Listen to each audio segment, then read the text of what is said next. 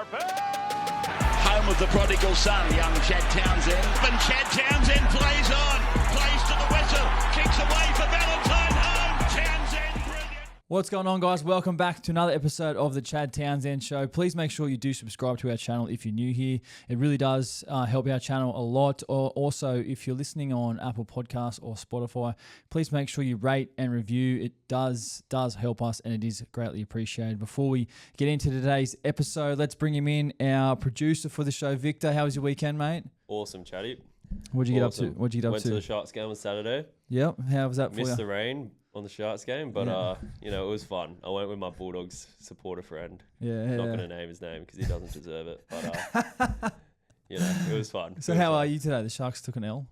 They took an L. I'm alright. It was a tough game, I've though. come to terms with it. Yeah. It was a good game, though. It was a great game. It was a good really game. good game. Yeah. It was a good test. How many people were there? It looked like a packed crowd, too. It was a packed crowd, but I swear with Shire games, man, sometimes we're just too quiet for the amount of people we have. I don't know. The Shark Park's pretty loud. Pretty loud. Yeah, anyway. Yeah. But it was good. Yeah, It was awesome. good. I had a great weekend. Beauty. All right, sweet. Let's get into have a look at today's episode. As usual, guys, we are going to have a look at what's trending in the NRL. Obviously, a lot happened last week, which we're going to talk about today on the podcast. We're going to have a look at some of the big performances from the week. Our big footy guy of the week, as usual, we nominate a couple guys who we think have had really good games, and you can head over to our Instagram at Chad Townsend Show, and you can get involved. All you need to do is vote for your big footy guy of the week, and you go in the draw to win a $50 playersgolfclub.com.au voucher. We're going to have a look at Halfback House, where we have a look at some halfbacks games from the weekend and break down some plays in which they really executed well. And of course, we always finish with fan questions, but today we're having a look as well as some of our reviews on Apple Podcasts. We've asked you guys to, like I said at the top of the show, rate and review the show. And we've got some reviews that we're just going to have a look at. So we really do appreciate you guys getting involved with the show. It does mean a lot. And by the way, at the time of recording right now, we've got Minwoo Lee in the background. Him and Scotty Scheffler are going at it. So we'll keep an eye on that, won't we, Shout Victor? out. He's on the 17th. He's on the 17th. One shot lead. 20 under, and Scotty Scheffler 19 under. So we've got a sneaky little eye on that in the background right now. But let's move on to what's trending in the NRL. And wow, what a week. I mean, for us, Victor, we record Monday mornings, the podcast. It's part of our routine. It's a part of our structure now throughout the NRL season.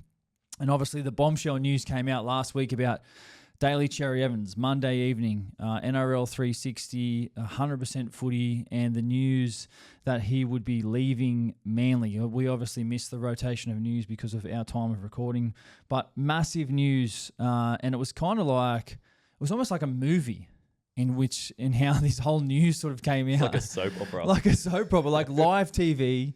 Producer hands host a note that sort of says what's happening. Host gets the note, is like shocked, relays the news on live TV, and then reports the news that is actually, pretty massive news in regards to what's happening in the NRL right now with Daly Cherry Evans, the Manly captain, the 15-year halfback, 300-gamer, Australian origin, is set to leave Manly. Let's have a listen to what he actually said on 100% Footy last Monday. The club, so in turn that, Manly said that they weren't going to offer anything unless another club offered anything. So those offers didn't come through from the other clubs. So Manly didn't need to offer anything, which was fine. So, no animosity there. Was there an offer on the table of late from them to go around at least one more year? Not until NRL 360 tonight. Yeah. So That's crazy. Some really, really bizarre, crazy things happened, I feel, over that sort of 24 hours.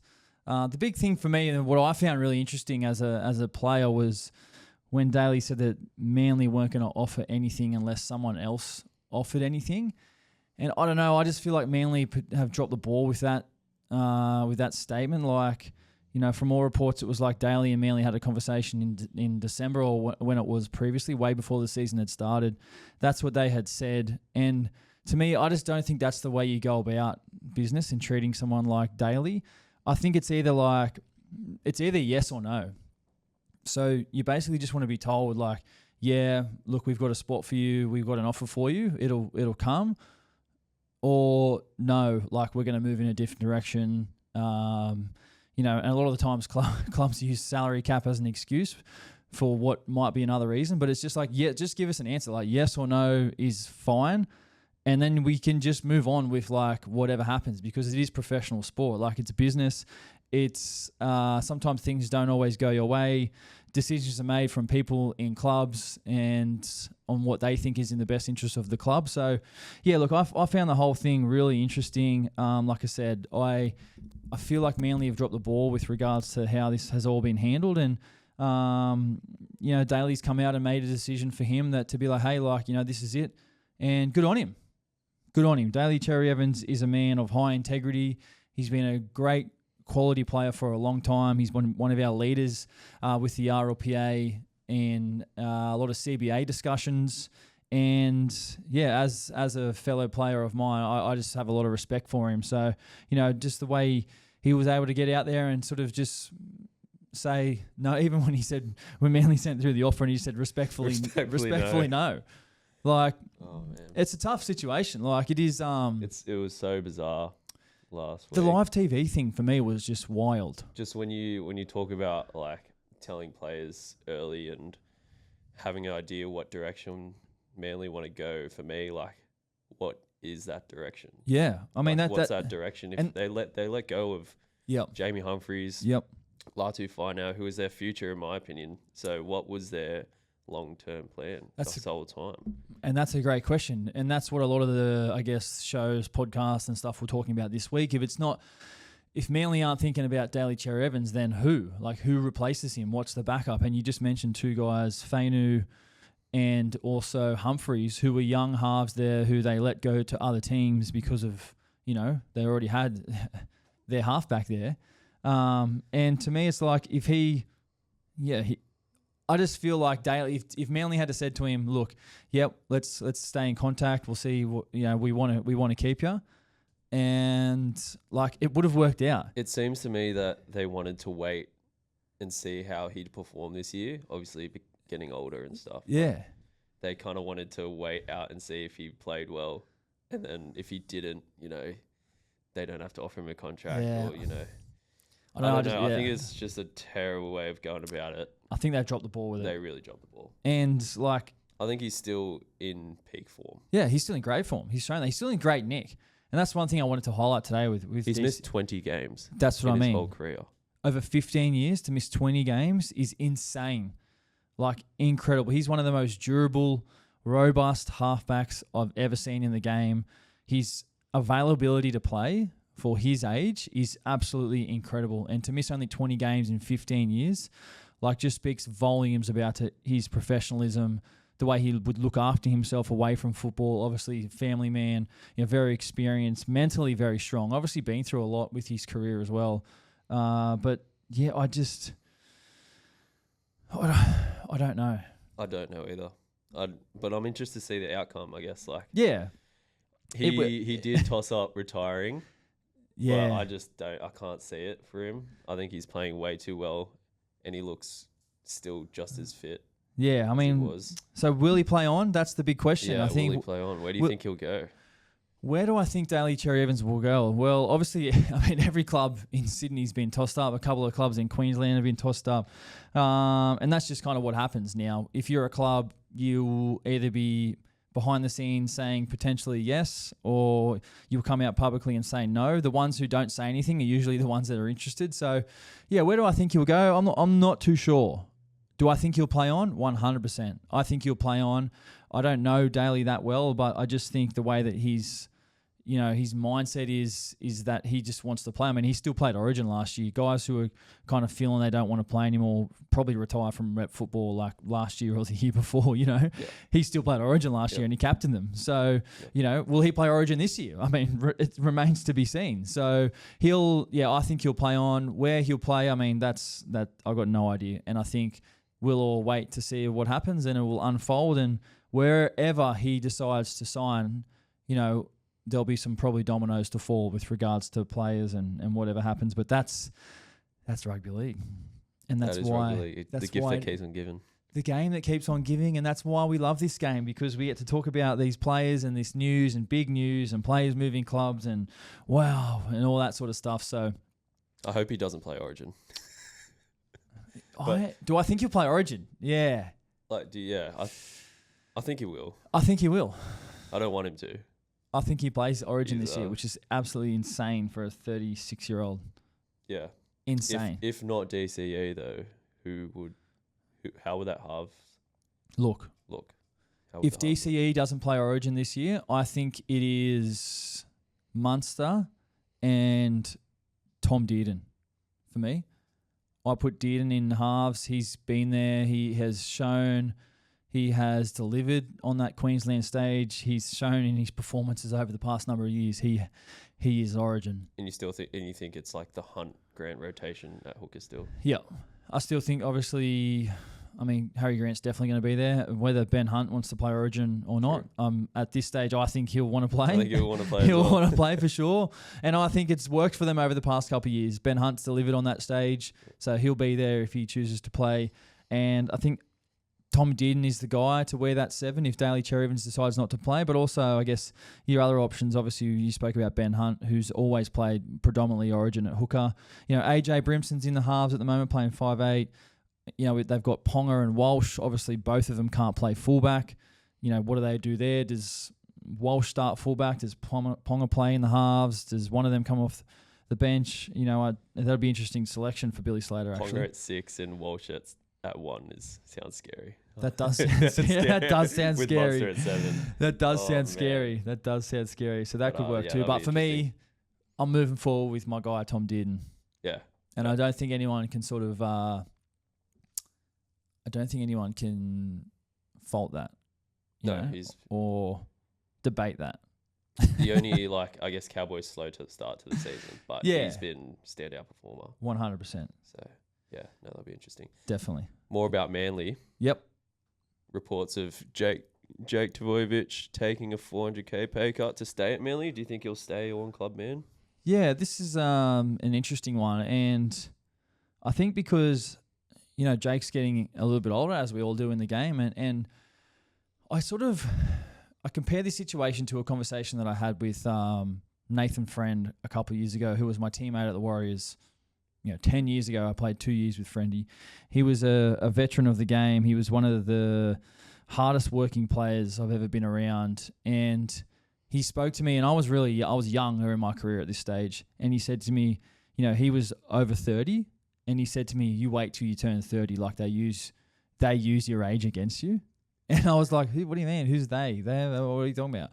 And I obviously just a lot of this stuff went over my head because I was just a young kid. And, by that he meant like fans use your age against you. The club uses your age. They say that you're getting older, you're getting slower, you're getting this and that. So... Do I think an old man after 30? 30. Like, who would have thought 30? Like, you're just so old, man. Like, but in the game, obviously, And Friendy would say to me, like, you turn 30 and fans just tell you to retire because, like, you're 30. And it's not till you go through it where you're like, oh man, now I know like what he was saying. Now I know what he meant, which is actually a really good lesson. It was a good lesson for me. So, look, do I see Jake leaving Manly? No way. Can you actually envision him like putting on another jersey? No. And he said he wants to stay. Yeah. He said he wants to stay. Of course. But like then it becomes like obviously a negotiation. Yeah. And, you hope Manly handle that negotiation a bit better than they did with DCE. I don't like their chances of their histories. But yeah, look, I don't know when Jake's off contract. I think it might be this next year. We'll find that out. But yeah, I don't think he leaves Manly. I think he stays. For how long and for how much? Look, I've got no idea. I don't know what Manly are thinking, but it's just he bleeds that maroon and white. He's a local junior. He's been around that club for a long time, been through all the ups and downs. So yeah, I don't think he leaves. Yeah, his contract runs out after next year's season. After next year's season. So mate, he's 31, so he'll be 32. He's got ages. Yeah. You can play after next season. Like I just don't. How does this news get tossed up? Like why is his contract situation getting tossed up? Like who's tossing that up? Now it's probably because it's Manly's trending and everything's that's going on in Manly right now. But yeah, I don't know. Like I said, he doesn't leave, and it's been a big topic. Like all this contract saga is being tossed up during season. I think a lot of people want to see more news related to the game rather than players' contracts. So there's been heaps of talk about like bringing in trade periods, kind of like how the AFL do it, other big sport leagues do it, like NRL and all that. What's your take on that? Yeah, look, this is something that's come up a lot over the past couple of years, and sitting in the CBA discussions with our recent CBA negotiation, I was quite for not changing the current system. And why that is because it just offers ultimate flexibility to the players. Excuse me. And I fully understand fans and the frustration at players signing contracts and whatnot in certain stages throughout the year and before a ball's been kicked. But I have my players hat on right now. And like you look at Dylan Brown, and I think, Dylan Brown signed, maybe it might have been after round 1 or round 2. And there's some players like over the past couple of years, like Stephen Crichton, for example, when he left Penrith to go to the Bulldogs, he signed with the Bulldogs before a ball had even been kicked before round 1. So you put yourself in Stephen Crichton's shoes, for him to be able to secure his future without actually playing a game, without actually going out there, putting himself at risk of getting injured by just being offered a 4-year deal or whatever he got without doing that, like that's pretty damn good, isn't it? Yeah. I want to hear. Sure. Do you what's your take on it as a fan? Like, do you have any comment? Do you have any thoughts on it? No, I've definitely become more empathetic towards it because I look at like the NBA, for example, players just getting traded mid-season or like without even any notice. Yeah, it's kind of like imagine living in one state, having your kids go to school. Yep. Already said having a house, just bought a house. Yeah. Like Luka Doncic when he moved from Dallas he just bought a house in Dallas. Yeah. So stuff like that. It's like, I guess having that much notice is good. Yeah, and we don't, in the NRL, like, we don't earn millions of dollars. There is the top 1% who are on $1 million contracts. Yeah. Like, there's the 1% of players who are earning above $800,000. There are, like, it'd be 30 to 40% of players earn under, $300,000. And, like, to be able to move states, like, you have to get your child on daycare, on wait lists, childcare, preschool, schools, housing, like all that stuff like takes time. Like we don't have millions of dollars and stuff to just go and move. Like, exactly. Like the NBA and the NFL do, like their stuff is obviously way different than ours. But I know the NRL wanted it like the NBA and NFL do, how they have it after the season. So for example, if I was off contract after the grand final, it might be like 2 weeks after, they have a free agency period where then I could negotiate for teams for next year. So you think me in November talking about going to sign with a team, and then say November 6th, I decide to sign with whoever, then I have to sign and then move, and I've got from November till like the end of November to move there and then go and start training. Yeah, because you guys start preseason in like December already, right? Yeah, late November. Yeah. So like it's not a lot of time. It's not a lot of time, and that's why we at the RLPA were like, no, like we don't want to do that. We want to keep it.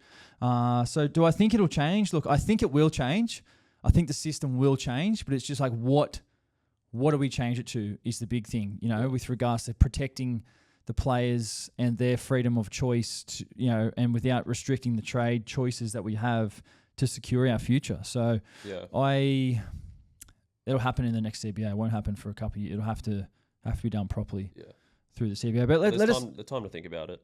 Plenty of time and plenty of things to be tossed up and everything like that. But let us know what you think. Drop us a comment on our Instagram comments. Do you think it is a good decision, and what would you like it to be with the NRL trade proposal? We want to hear all comments, all points of view. So let us know. What's next? What are we? The Ashes. The Ashes. The Ashes returning. The last first time, since 2003. Yeah. Australia are heading to England to play a 3-game test match series against England. This will be epic. Look, I have only played in England once, the World Club Challenge against Wigan, and we lost. But the crowd was absolutely electric. We were playing, they were hammering us with like all these chants and sounds. It was I love it was their so chants in loud. England. Yeah, it was incredible. So good. But it was like your Premier League vibe where they're actually making all these chants. And then funny thing was actually they scored against us and we were behind the try line and they were like hanging over the edge of the seats, like just into us like this. But then after the game, they were all standing up and all just clapping us and showing like ultimate respect. And I was like, hey, like this place is pretty freaking cool. Like I don't mind getting booed and whatever and yelled at in the game. But then after the game, it's like, man, they actually showed a lot of respect. And I was like, that's awesome. So, the Aussies are playing over a 3-game test match series. I'm not sure where the game's at. That'll be interesting. But Wembley Stadium. What's that, sorry? Wembley Stadium. Oh, Wembley. Wow. Big one. Sick. Who do I think's going to win this series? Australia. Yeah, even unbiased, I think Australia just smash them. I think Australia win this convincingly 3-0. Let's go 3-0. Yeah, I think it's easy. Win by 40 every game, I think. I don't think they'll win by 40 just because of the home ground advantage that the English have. But I don't know. We are the best rugby league nation in the country. We have the best players in the world. And whoever makes that side and whoever plays is going to be an elite rugby league player. Yeah. So, that was a big What's Trending segment to start this week's episode. There's a lot to go through last week. A lot happening during the season. Sorry, player movements and stuff and whatever. But yeah, that was a lot of fun. Quick update here: Min Woo Lee just 20 under, and he's on the 18th. He's putting for birdie just off the green. So 2-putt to win. He's got a 2-putt to win. But we will move on to the Titans Roosters game. Obviously, our game. Disappointing loss for us. Another tight game. And one that we were really in control of up until that 20-minute mark. And it was really, really disappointing. I'm just going to quickly cap this off, but Minwoo's just sort of lagged this putt up and he's put it right next to the hole. Fired up. And he's fired up and he's just about to putt this in for his first win. It's a tap-in. It's a tap-in win. Look at him. He's pumped up. You reckon you make this putt? Let him cook. Do I make this putt? Bloody hell, the putt's like this big. It's 20 centimeters. So I think I yip it. Hey, we want to. Hey? I think I yip it in front of like 30,000 people. We want to talk about Minwoo. He's Australian. We love our golf, and he's getting his first win on the PGA Tour. A breakthrough win for Minwoo Lee, very much deserved. And we do apologise for those people who have just copped an earful of golf. Yeah, but we're moving on. We're not apologising. We're that's what we are. We're a sports show, aren't we? Love golf.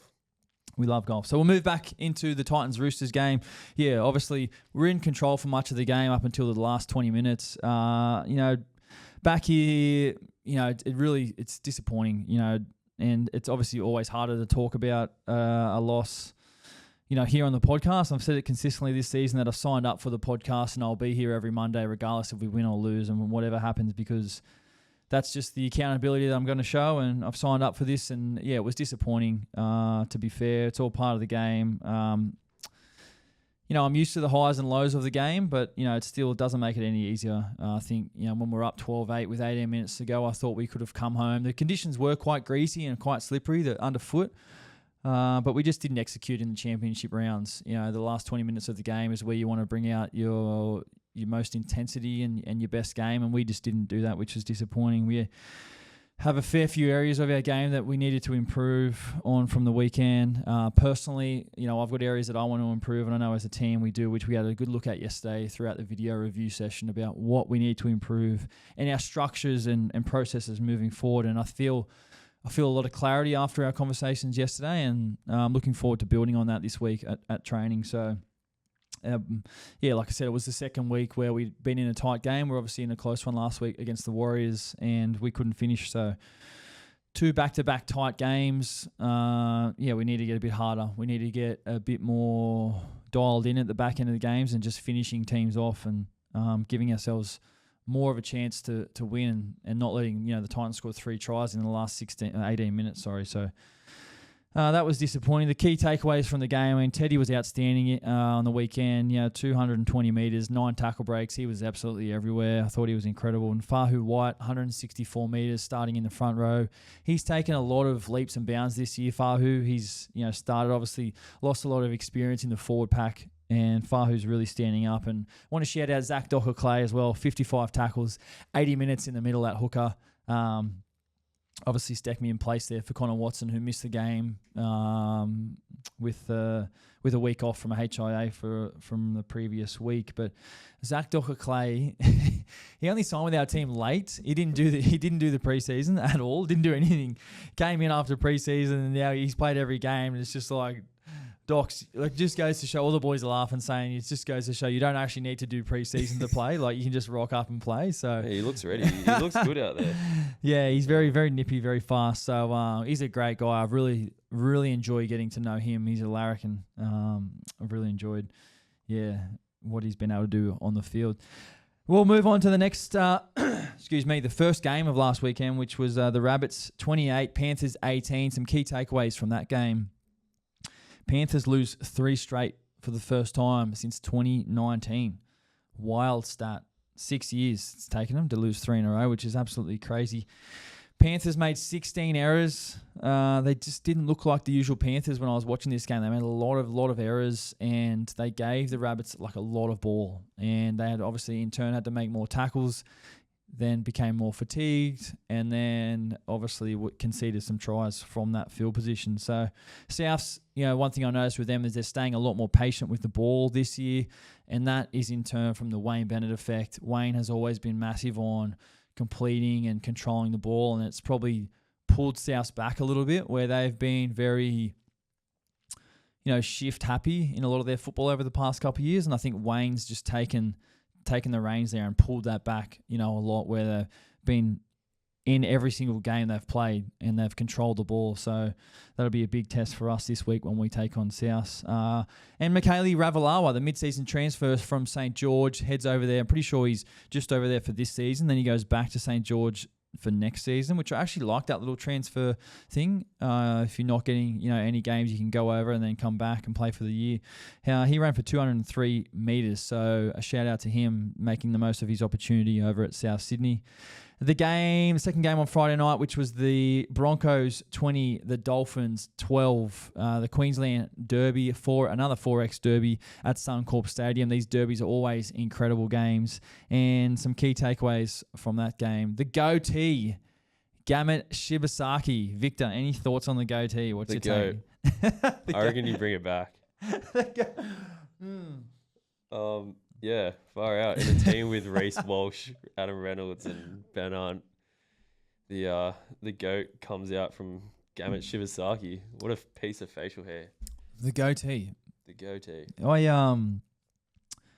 I played with Gamut Shibasaki in 2023. He came to the Cowboys. He played a couple of games in the centres, and great kid, awesome kid. Just relatively quiet, trained hard.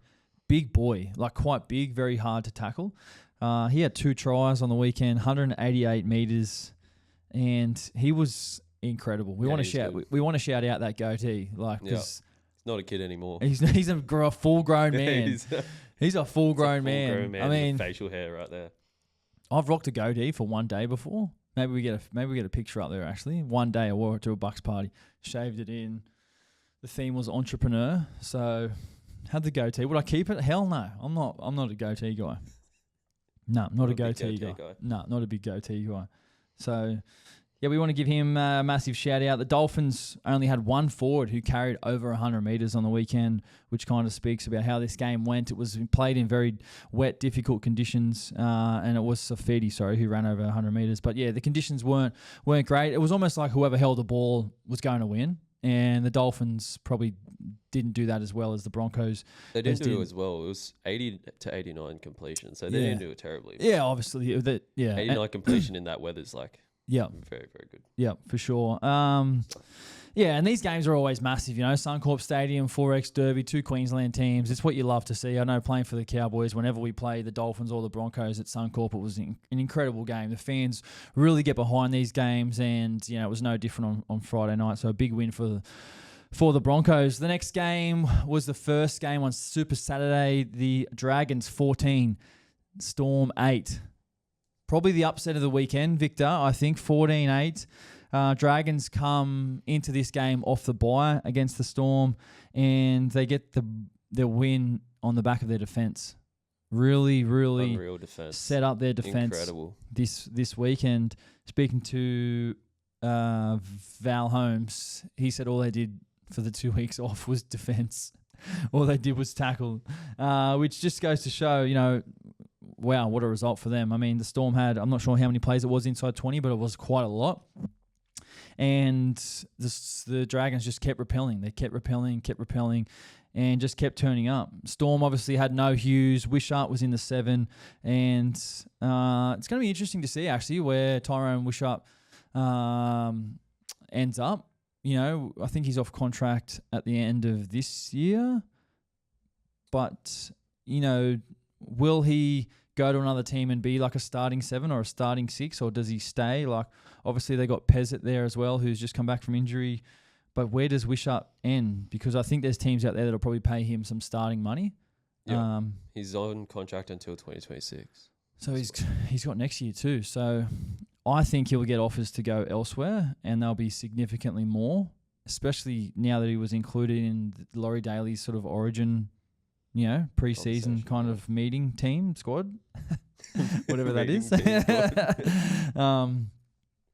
But yeah, almost as like Nico. When Nico was at the Storm, he was kind of playing that role of like, off the bench, but sort of play whenever you're required, and then played really well, got offered a big deal elsewhere and took it. Now he's obviously the man of the team. He's a quality player. Wishart. Yeah. So he could do that, man. He can do it. He can do that. He's obviously filled in for Munster and Hughes a lot of times, especially last season, and he's a gun. It's going to take obviously a big decision and a pretty big contract to get him out of there, but I think it's going to happen, so keep an eye on that for sure. Dragons were down 8-6 at halftime, and then they kept the Storm scoreless in the second half. So we spoke about their defence. That's a huge, huge win for them. Val Holmes, probably his best game in a Dragons jersey, 175 metres, 1 try. Gutho also was really solid, 190 metres, 1 try assist for that Val Holmes try. Gutho so far. Let's give Gutho a quick shout out. He's had 7 try assists so far this season. It's been huge. Loved his reaction to the win. Grass all over the face, fully pumped, just like, ah. And that's Gutho. Yeah, that's Gutho. That is Gutho to a T. That's why the fans love him, because he shows so much energy and so much passion for what he's doing. And I think, Red V fans can really sort of resonate with that. And that's why he was such a favourite at Parramatta, because of his ability to just show some emotion and passion for the game, passion for the game, passion for the jersey. So well done to the Dragons on that win. The next game was the Cowboys versus the Raiders. Cowboys get their first win of the season, 30-12. A very big win for the Cows. I was at home, 30-20 this game was. I was at home watching this game, cheering on the Cows, and some key takeaways from the game. Well, Jake Clifford, my bro, he absolutely loves playing Canberra. Killed it against Canberra last year. Killed it again on the weekend. 2 tries in 3 minutes. 3 minutes apart these tries were. One of these tries just turned the game on its head. An incredible performance from Cliffo back in that number 7 jersey. First win for the Cowboys. They had a lot of joy early attacking, towards their left and the Raiders' right edge, and that was out where young Jackson Purdue was. He ended up running for a game high 217 metres. So only a young kid, Jacko, but doing really well in the centres. I don't think he's played too many games in the centres, but yeah, looking really solid. There, Tommy Dearden, with that 1 try, that trademark show and go at the end there, which kind of sealed the try for them. So, really solid win for the Cows. I think Jackson has really come good over the last 2 weeks. I remember the first couple of weeks defensively he was a bit shaky. Yep. But I think these next 2 weeks he's really grown into that spot, and he's looking good. Yeah, for sure. And it's going to take time. Giving a young kid time in the NRL, especially in a position where he hasn't played too much centres, it's not going to click straight away. But you got to give him confidence. You got to give him the ability to go out and be himself and play to his own strengths. And he's still growing. He is still growing. He's not the finished product yet. He's probably got another 5-6 kilos to put on his frame and his body, and he is quite tall. So at some stage, he's going to be able to hold the whole thing. And he's obviously very quick as well. So he's played a lot of 5'8", a lot of half in his junior days. So he's got that skill, but doing a good job in the centres at the moment. Good win for the Cowboys. Good win for the Cowboys. The next game was the Bulldogs 20, the Sharks 6. Now, some key takeaways from this game. Wow, this is probably the game of the weekend, actually, I thought. Bulldogs, super, super impressive.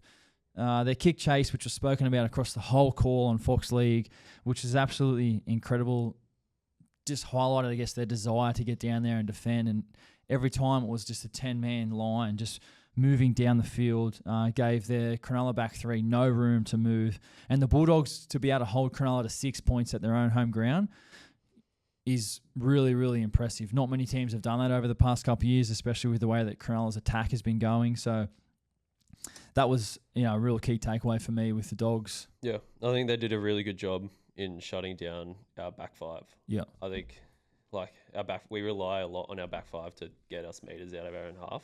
Definitely. And just putting them under pressure and limiting how much of an impact they have on the game was huge, because it meant the forwards had to come all the way back, as opposed to just waiting for them to get to like their 30, which we normally have to. So for sure. Couldn't agree more. Toby Sexton for his fucking 21 kicks. Yeah, he's had a lot of kicks over the past 2 weeks. I think last week he broke the record of over 1,000 meters kicking. Yeah, crazy. I know Bailey Hayward isn't doing much kicking at the moment, but yeah, that's just insane. And the Dogs have been playing a little bit more patient and just getting to those kicks and playing the long game, which has really shown that's winning football.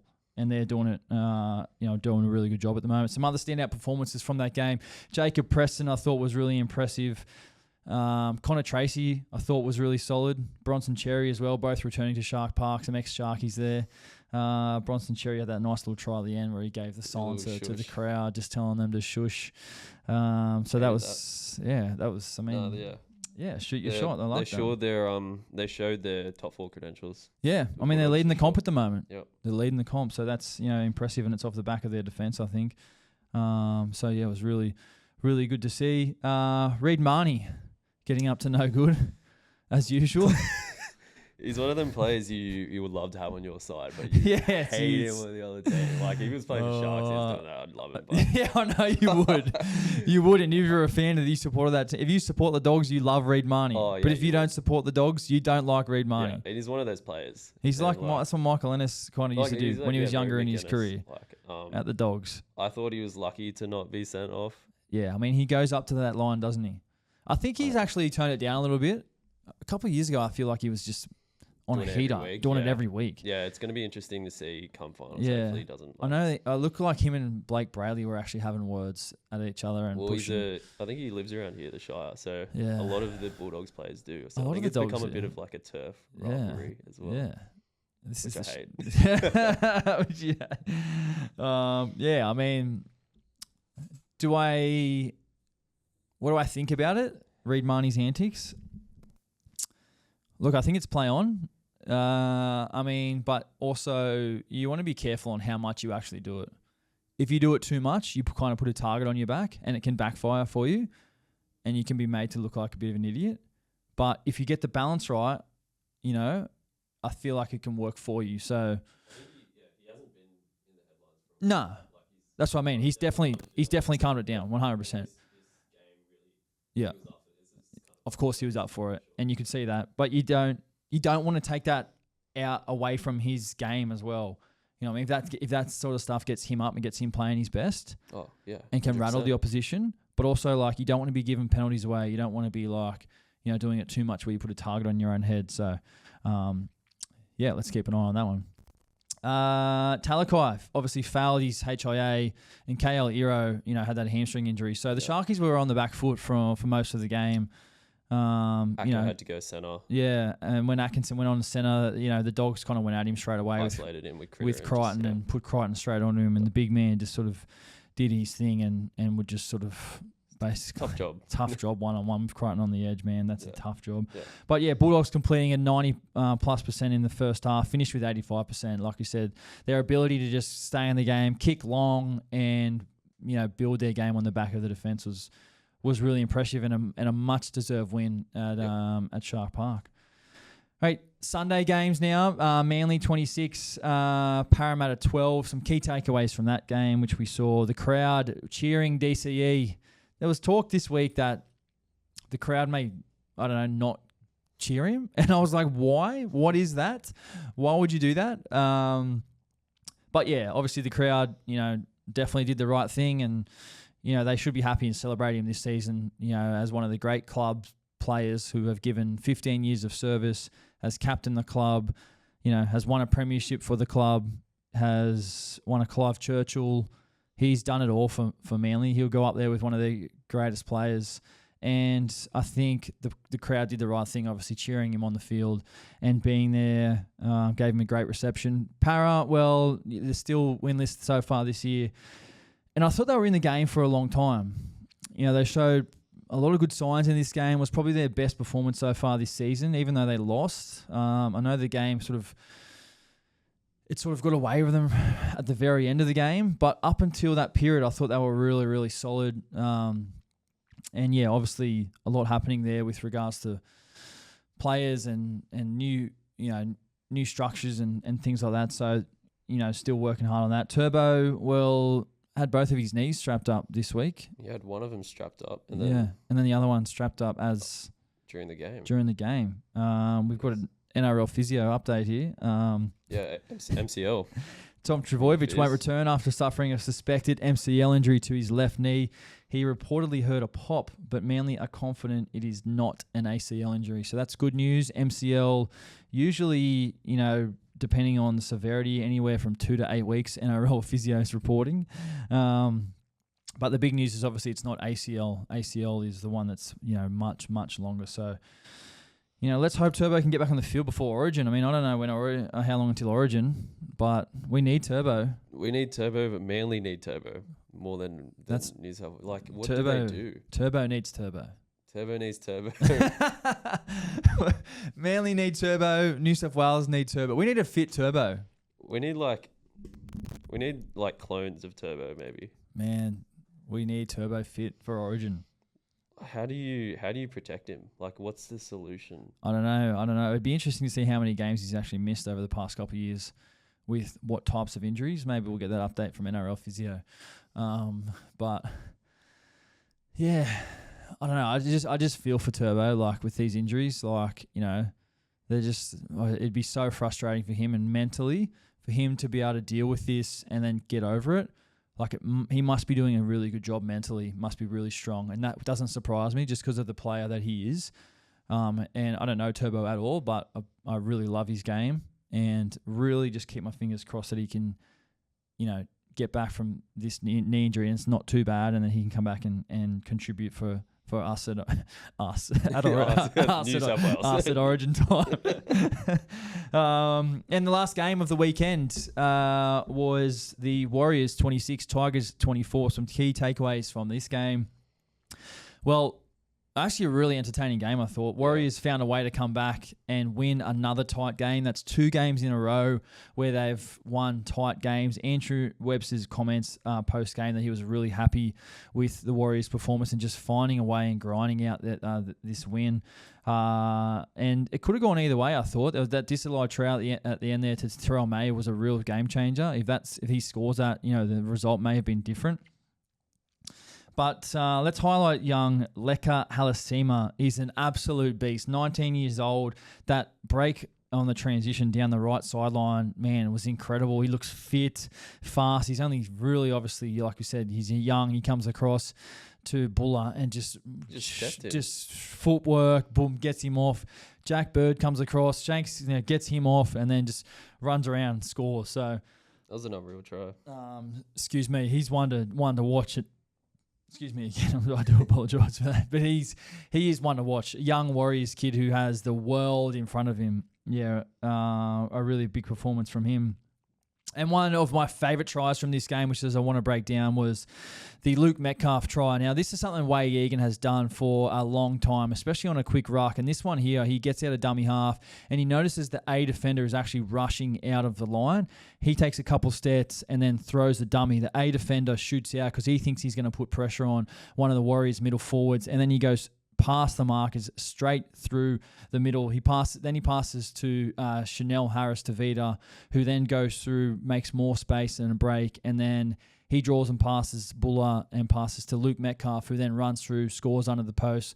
Luke Metcalf's pretty fired up, saluting to the crowd. And for me, I love this try, and the main reason why is because it's just all spine guys involved in it, all flat on the ball, anticipating what is going to be a Wade Egan break. And because he's done that for a long time, all three of them, they're all, or two of them, the two support players are there.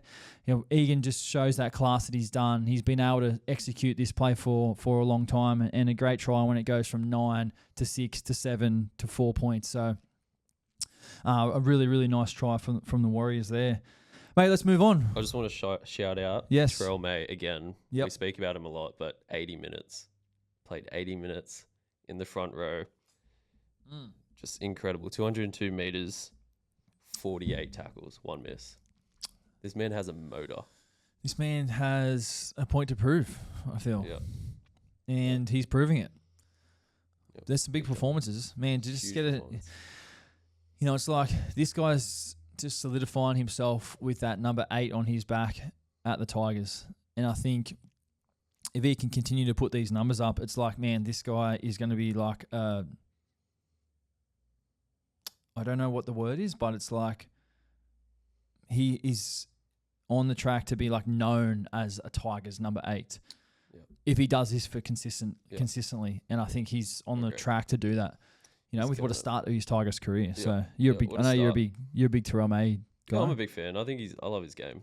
Yeah, awesome. Yeah, he's he deserves his flowers, man. But good performance. Big footy guy. Big footy guy of the week. What we do, guys, we nominate 3 plays each and every week for our Big Footy Guy of the Week, just some of their plays. Then you guys head over to our Instagram, @Chad Townsend Show. All you need to do is just comment who your nomination is, and then you go in the draw for your chance to win a $50 playersgolfclub.com.au voucher. We've got hats, T-shirts, polos, all merchandise over there. You can shop. I've actually got one of the shirts on right now, Players Golf Club. Look at that. Fresh kits. So, head over to the Instagram. Our first nominee this week is the goatee, Shibasaki, 9 tries. 9 tackle breaks, 2 tries, 2 line breaks, and 1 stunning piece of facial hair. Let's put the goatee in the stats, actually. Let's get this close-up of that. Of that goatee. Of that goatee. Maybe we just put a goatee as him. You reckon he does it himself? Yeah, for sure. I mean, he's probably like this in the, like the... I saw that photo. Bring it up. That photo that you put the goatee thing on, that was funny. And our second nomination is Jake Clifford in his second game back in the NRL this year after not starting the first 2 weeks. 2 tries, 1 try assist, 3 tackle breaks, and 2 line break assists. So it was great to see Cliff out there doing his thing. He was awesome. He's our second nomination. And our third nomination is Jacob Preston. So 1 try from Jacob Preston, 1 try assist, 2 offloads, 3 tackle breaks, 2 line breaks, 1 line break assist, 31 tackles, 0 misses. That's a decent stat line for an edge back rower. Laurie Daly's going to have his hands full.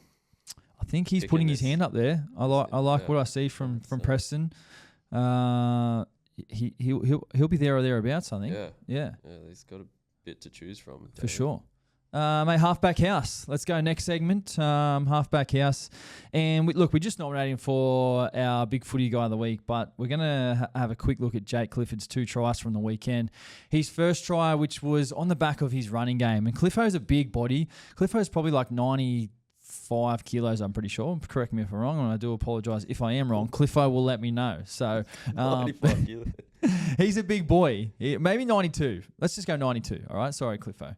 But he's a big body. He gets the ball out on the right side of the field and schemes back to the left, and then uses his big frame, big footwork, big body to just get through the Raiders' defensive line. Gets over, and I loved how pumped up he was after his first try. The second try, well, this is something I've seen him do a lot, where when the ball goes up in the air, he just comes competing through, and then because he is such a big body, he just keeps his eye on the ball.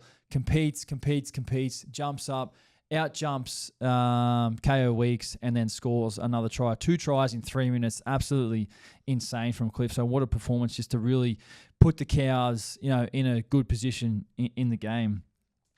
Our next nominee, or the next guy we want to look at on Halfback House, is Bailey Hayward. Now, we want to give him some love this week, obviously filling in for Matt Burton. He's played halves a lot as a junior for the Dogs.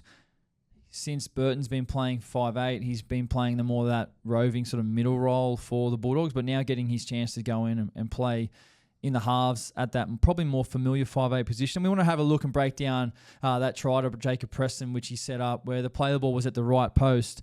It was a long pass out to Hayward, who has more of that double shape we kind of talk about. Max King drifted out to the edge and paired up with Preston. And the idea for them is to both of them run inside and outside Nicho Hynes. You see Bailey Hayward gets to the 4-man. He gets to Britton Nakora, and then he plays square. He's got King running inside Nicho Hynes' shoulder, and he's got Preston running outside, so inside Jesse Ramien's shoulder. And if you see on the wider angle, you'll also see that Bronson Cherry has gone infield and tucked really quite behind, putting a little bit of pressure on Ramien, not sure whether to come in on that lead on Preston or stay out on Cherry. And then Montoya, well, he's holding the width. He's on the sideline, and that keeps Stone Street like really wide, worried about the kick. So a really well executed play from the Dogs. Hayward gets to the 4-man and throws a nice ball into the line. Preston catches it and then goes over and scores. So a really nice piece of play from the Dogs, well executed play, and that's what we'd love to see on Halfback House. So yeah, well done to him. Done really well. Mate, let's move on to the last segment of today's show. The got some reviews. Fan reviews. Actually, we're gonna have a quick look at Do you wanna react? Got some nice fan reviews here. we do. We always, like we said at the top of the show, rating and reviewing our podcast means a lot to us. Subscribing to our channel means a lot to us. Dropping a comment, just interacting.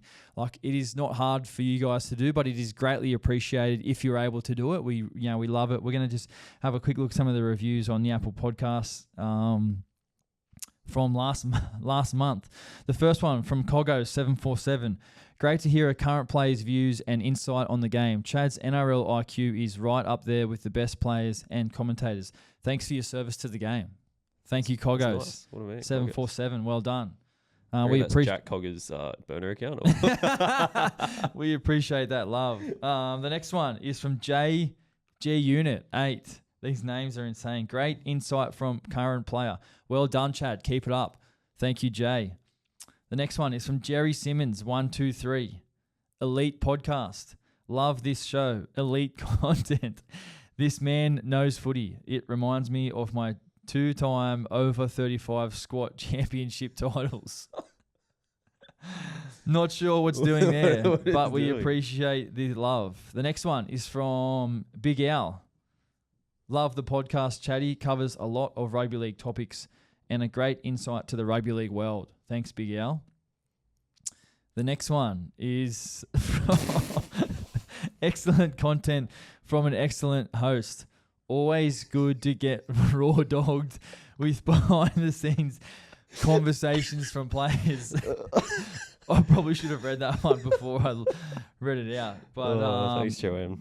Thanks, Joanne. Well, look, we appreciate the reviews. That's good. It means a lot to our show. So if you can head over 5-star review, drop us a comment on Apple Podcast or on YouTube, it does really appreciate it. Did you have any more questions there before? Yeah, we got a couple of questions. Okay.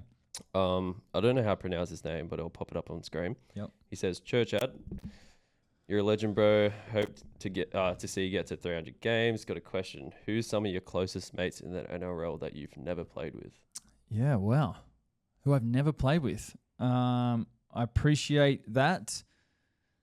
Your nice comments, nice words. Yeah, that's a tough one because all my best mates in the game are like of guys I've played with. So, never played with. Man,